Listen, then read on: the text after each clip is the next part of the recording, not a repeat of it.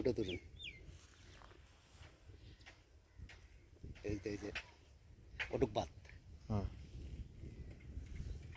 দ্বারা যেটা দিচ্ছে ওটুক বাদ দেখি। আর আপনার 300 ফুট মুখ আছে।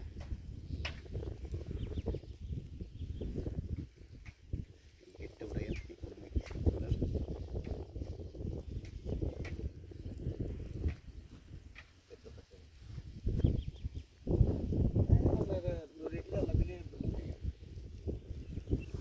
এখানে যেভাবে কাজ চলতেছে এগুলা কোনো বাড়িঘর থাকবে না, সব ইন্ডাস্ট্রি।